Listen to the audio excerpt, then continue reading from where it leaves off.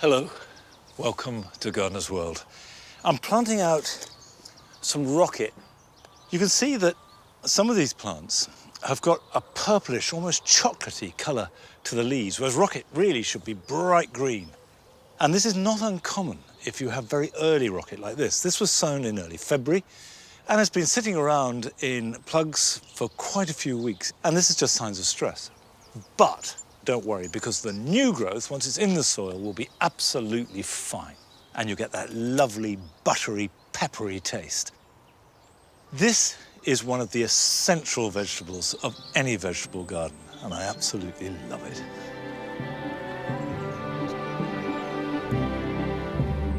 On today's programme, we meet a gardener who has had a lifelong love affair with peonies. And Nick Bailey celebrates one of the nation's favourite spring flowers, the daffodil.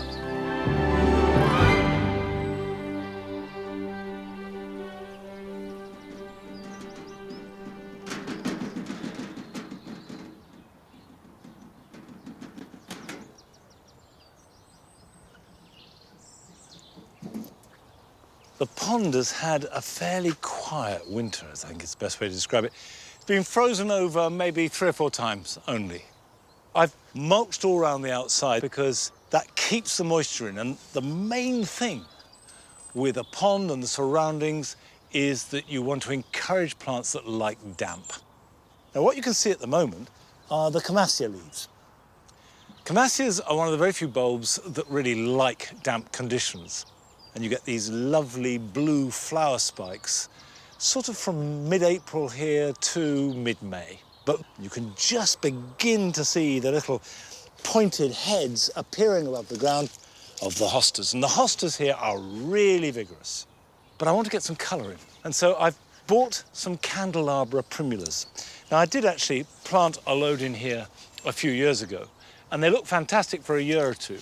But then they got rather swamped out by the competition. But you can buy candelabra primulas that are really quite big and strong. And I've got 3 varieties here I'm going to plant, which should rise up above the hostas and the Camassias and give me the colour that I want in here. Now, candelabra primulas, above all else, like moist conditions. Now, the first is Primula anisadora. And like all candelabra primula, it has these tiers of flower. This will grow 2 to 3 feet tall with these layers of flower in the most incredibly rich burgundy with a little yellow eye. And I'm going to put them in groups of 3. These candelabra primulas will spread by seed quite readily if they get the right growing conditions, which is damp soil in semi-shade. And the more sun they have, the damper the soil must be. The next one is pulverulenta, the mealy primrose. And the flowers are a magenta. And I'm going to put these in a group over here. Now, these are slightly taller than the others. These will grow a full metre tall. So that's quite a statuesque plant. The final one is Primula bulliana, or Bully's primrose. And they have wonderful orange flowers. So if I put this in here, this is going to look really spectacular.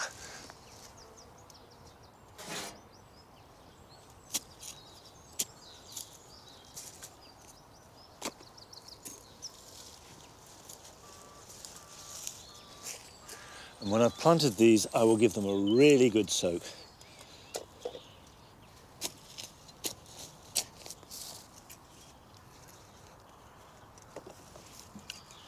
These will flower round about the end of May into June. But the crucial thing with all candelabra primulas is to give them plenty of moisture. So if you're planting them somewhere that isn't reliably wet, then you will have to water frequently. Other than that, they're very robust plants, and they'll die down in winter, be cut back, and then reappear next year. But of course, when you plant anything at this time of year, there's a certain amount of faith, because there's never much to look at until it gets going. But last summer, we went down to Langport in Somerset to see peonies at their very best in the garden of a passionate peony lover.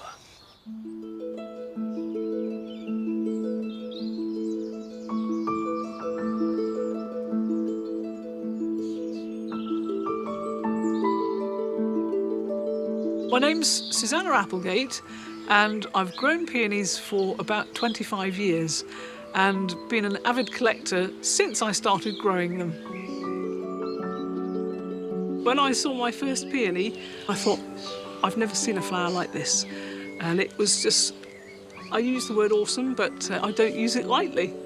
And it was absolutely awesome. I thought, right, this is where I want to be with these plants. Peonies are great because of the colours, the shape of the flowers, and they bring lots of joy between the middle of May and right through to the end of June. There are 5 major flower forms of peonies, from the very simple one, which is the single. Then you have the imperial flower, or otherwise known as the anemone type, the semi-double, the double flower, and then finally you've got the bomb or the triple decker, and that's a distinct 3-layer flower.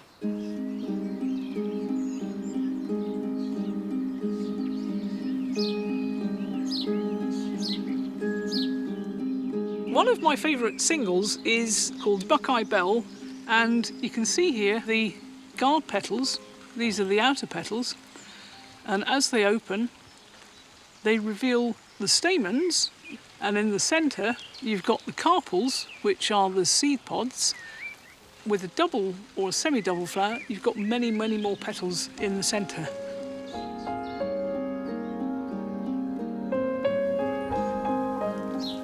There are myths associated with growing peonies, one of which is that they're fickle to flower, but all you need is plenty of sunshine and the right planting depth. So no deeper than about 2 centimetres below the surface of the soil, and that's it.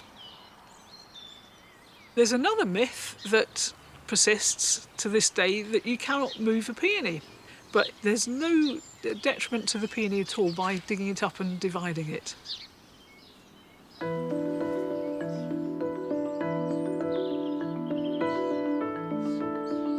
If you've never grown peonies before, the best plant to start with, I would say, is Bowl of Beauty. It's very floriferous, so within a short space of time you're going to get a lot of flowers, and that will give you the confidence to carry on and collect a few more cultivars. If you've got a patio or a courtyard garden, you don't need to worry about planting peonies in the ground. You can just stick them in a pot and they'll be quite happy. And I've had peonies in pots for 15 to 18 years, and they just grow and grow and fill the pot and look fabulous.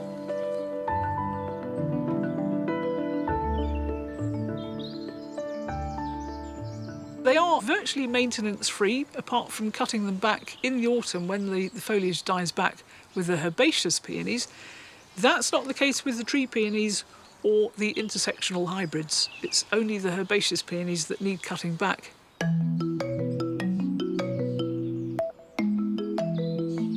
One of the things that people worry about with peonies, as the flowers are opening and the colours beginning to show, is the appearance of ants on the buds. And some people think that they're actually eating the buds. This isn't the case. What actually is happening is, as the bud opens, it's under such pressure that it squeezes out the nectar. And that's what the ants are after. So once the flower's opened and the pressure's off, the nectar won't be available to the ants and they'll be gone. So it's nothing to worry about.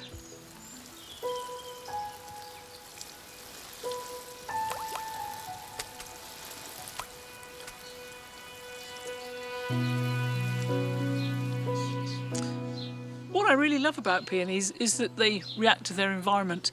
And we've had a recent downpour, but the flower has closed up to try and prevent the rain from washing the pollen off the stamens. But what actually happens is that the rain drains down to the guard petals and it tips the flower to one side and empties the flower of water.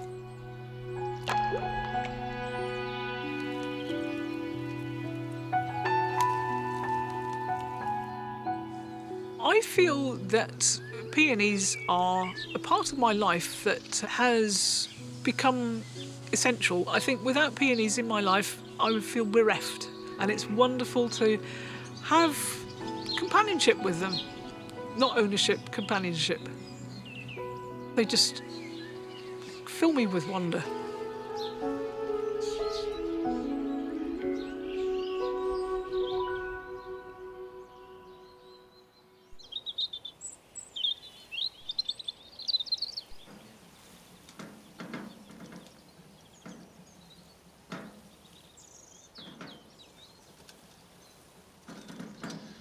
Certainly, peonies are easy to love, but they do have a slight reputation of being difficult to grow. Not true. Anybody can grow a peony, and I've got some to plant here. I'm going to start with this. Doesn't look like much now, but this is an herbaceous peony called Carl Rosenfield with lovely, big, rich flowers. Now, before you plant a peony, in fact, probably before you buy a peony, you really do need to know what type it is. And there are 3 types that you need to really be aware of. The first are tree peonies. And that's a good example there, the peony lutea. And you can see it's got many straight stems. In fact, they're shrubs rather than trees. But the important thing is they're woody. And those stems can carry really big flowers. And they are very, very easy to grow. But the one thing you have to do when you're planting a tree peony is to put it in deep. And then you have herbaceous peonies, of which this is one, and there are also intersectional peonies, which are a mixture of the two, and I'm going to plant one of those in a minute. Now, a herbaceous peony must be planted shallowly.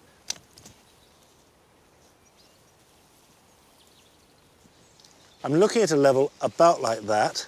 So the soil level wants to be about flush with the top of the compost in the pot. There, that is perfect. If you've got any qualms at all, better to be a little bit too high than too low. Peonies flower best in full sun. They will take some shade, but as a rule of thumb, it needs to be sunny for half the day. And they don't like drying out too much.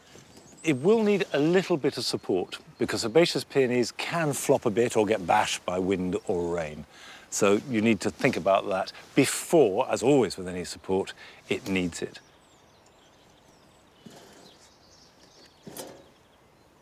Now this is another glorious red peony called Scarlet Heaven. And it has superb flowers produced quite late in the peony season. But it's in the 3rd group. They're called intersectional peonies, and they are a straight cross between tree peonies and herbaceous peonies. And they are much valued because they combine the qualities of both sorts. So they're very robust, they don't need any staking, they're smothered with flower, but they are really eye-wateringly expensive. This plant costs £70. However, if you bought one of these to mark a birthday, I would say it will give you pleasure all your life. But if you're going to spend that money, you've got to get the planting right. I'm going to plant it just like the herbaceous one on the other side, i.e. shallowly. The flowers won't appear until early June or even mid-June. If you've got very heavy soil, or even very light soil, then do add some compost to the mix.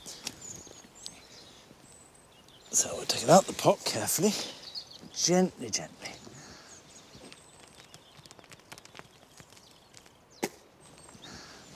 Pop that in. There we go. So you can see the depth. The top of the compost is the same height as the soil. Unlike tree peonies, this doesn't grow tall. It's got a maximum height of about 3 foot. And I give both these peonies a really good drink.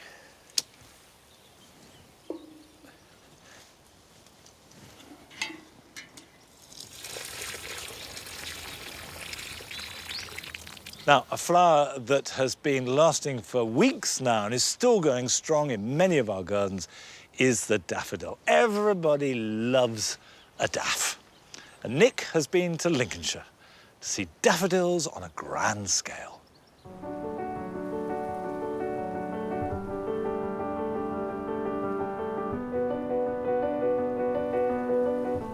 There's nothing quite like a field bathed in golden daffodils.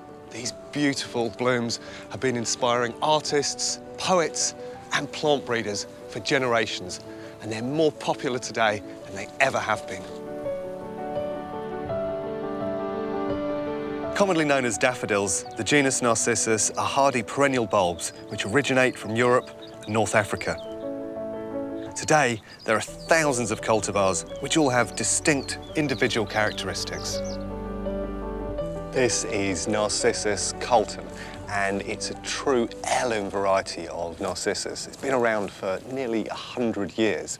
Now, it's a particularly useful plant for naturalising, so you can plant it into long grass and allow it to do its own thing and gradually spread over time. Now, the blooms themselves are quite special. The outer perianth segment has this slightly sulphur tone to it, and then a really strong golden cup in the centre. So that two-tone means that the flowers beautifully stand out and pop in the landscape. So if you're looking for an easy, reliable Narcissus that you can plant and leave to do its own thing, this is the one to go for. This is just one of over 500 cultivars produced by Taylor's Bulbs, a Lincolnshire family with an impressive history. It began back in 1919 when ex-serviceman Otto Augustus Taylor took on a humble smallholding of just 2 acres of land. 100 years later, his legacy lives on through a 4th generation of Taylors. So, Adam, your great-grandfather was a real pioneer of Narcissus. How did it all begin?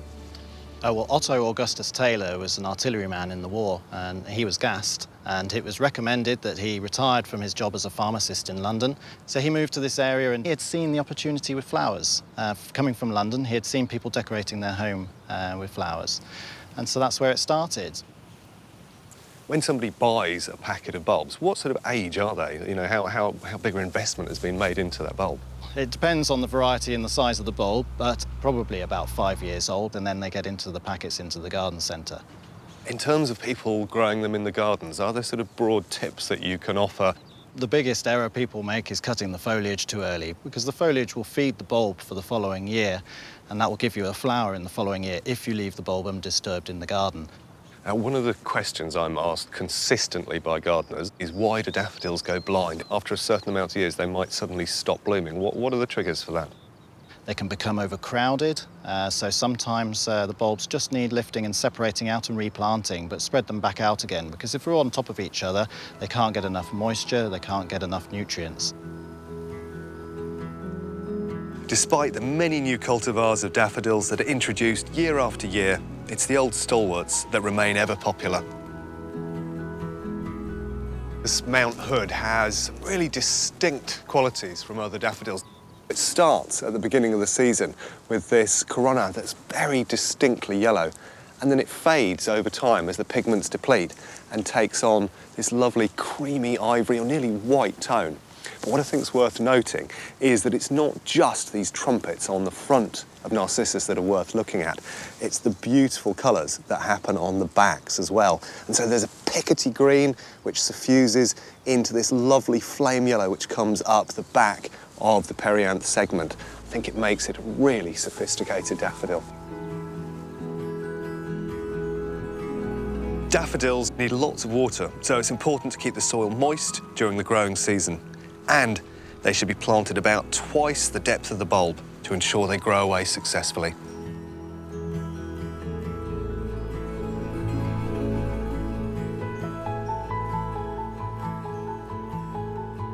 This handsome-looking chap is Narcissus Jack the Lad, and it was introduced about 20 years ago. And you can see they're really double peony-type blooms with a mix of both yellow and orange petals. And what's useful about this plant is once it's mature, it can produce 2 or 3 flower heads from a single stem. And those colours are spectacular, but they're cranked up even more by the fact that the foliage has this bluey grey tone. And so something happens called simultaneous contrast. By putting an orange next to a blue, they both appear more vibrant and more exciting. What a fantastic daff.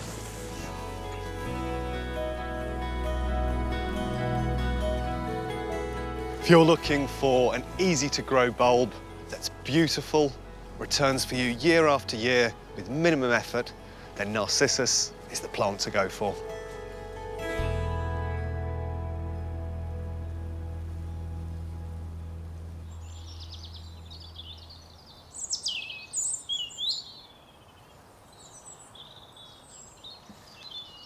I know that when it comes to daffodils, yellow is by far and away the favourite colour, but I do love these white thalia daffodils. And I'm adding a white camellia here to the writing garden. If I ever knew its name, I'm afraid I've long forgotten it, but it's covered in buds, and we'll be looking at its best, I guess, in about a week or so's time.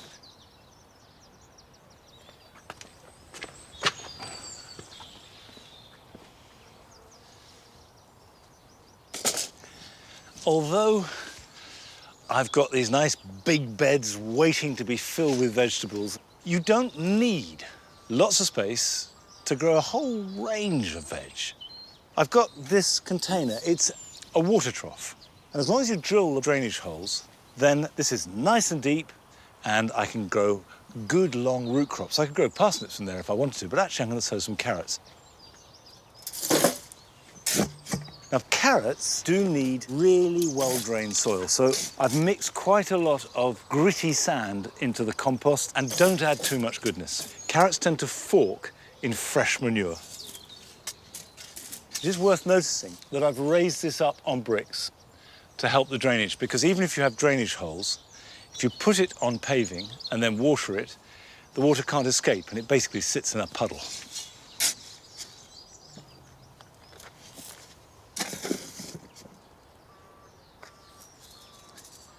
I've got a variety here called Nigel. And we did grow it last year. It was really good. So I think in honour of my furry friend, we should sow some Nigel.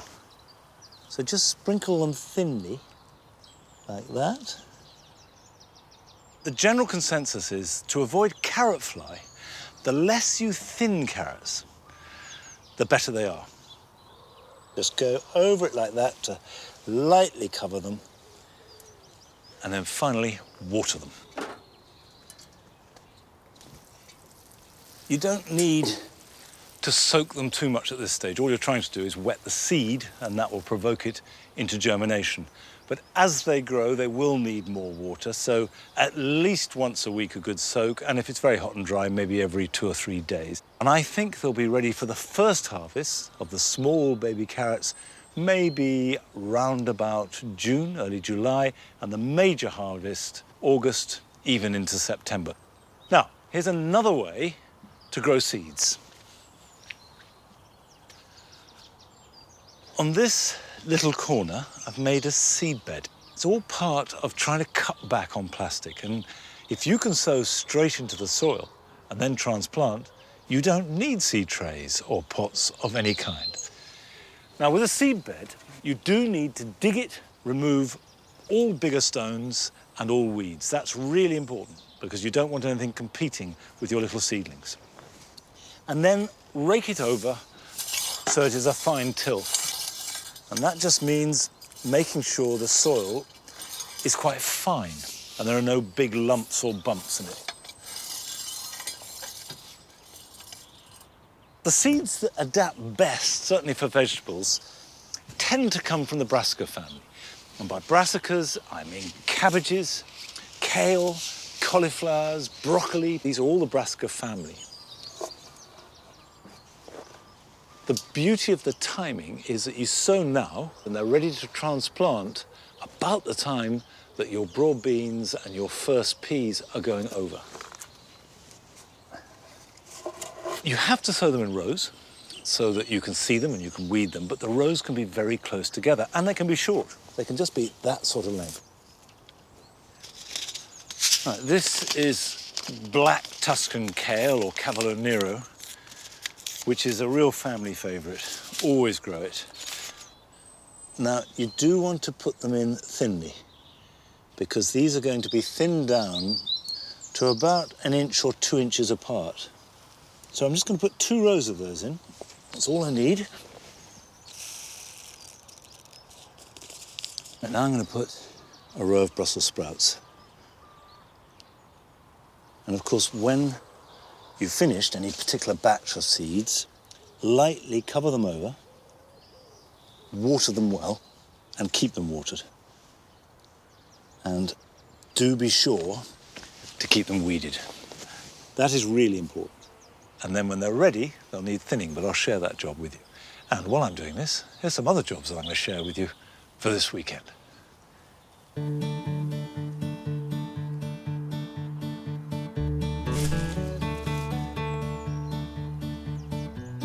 Mediterranean herbs, such as thyme or sage, can very quickly get woody, and it's important to cut them back hard at this time of year. This can seem a bit radical, but be brave. Go right back to the bottom shoots, and this will let light and air in and encourage fresh, new growth, which is much better for cooking with.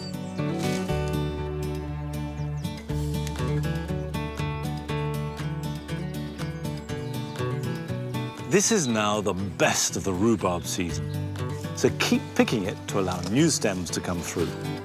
But don't ever cut them, as this will leave a wound where disease and infection can get in. Instead, grasp them firmly at the base and give it a good yank, and it will come away cleanly in your hand.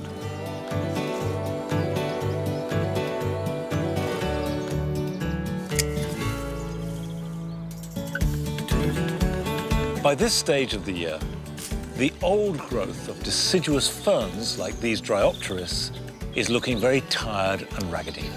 So now you should remove it all, clearing it away to reveal the basic knuckle, which will very soon unfurl into bright, new green croziers.